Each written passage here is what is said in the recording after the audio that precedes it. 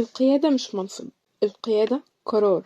أغلبنا فاكر إن القائد هو اللي بيدي الأوامر وهو اللي معاه القوة كلها، لكن الحقيقة إن القائد الحقيقي هو اللي بيقدر يخلي الناس تختار إنها تتبعه وتنفذ المطلوب منها لأنها واثقة في قراراته، مش مجرد تنفيذ أوامر عادي.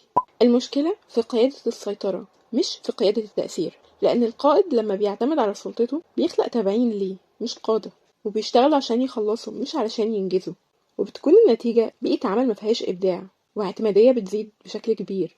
ولما القائد بيغيب الشغل كله بيقف. لكن القيادة الحقيقية هي مهارة بتخلق قادة بجد نتيجة تأثير. القائد الفعال بيشوف إمكانيات الناس اللي معاه قبل ما يشوف أخطائهم، وبيشتغل على تمكين فريقه مش بس توجيهه.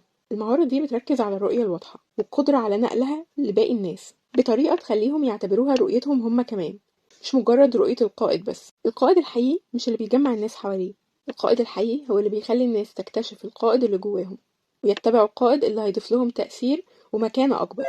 لو عايز تكون انت الشخص ده، جرب التمرين ده. بدل ما تفوض مهمة واحدة، فوض قرار.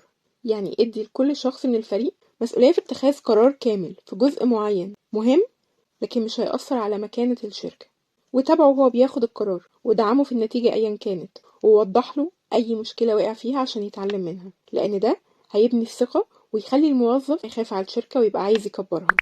لو عايز تعرف ازاي تتحول من مدير بيراقب الشغل لقائد بيصنع المستقبل، أو من شخص عادي لشخص شخصيته فيها قيادة موثوق فيها ومؤثرة، دبلومة مهارات الأعمال هتفتح لك آفاق القيادة الحقيقية، وهتعلمك بخطوات واضحة تطبيقية ازاي تكون القائد المؤثر الفعال.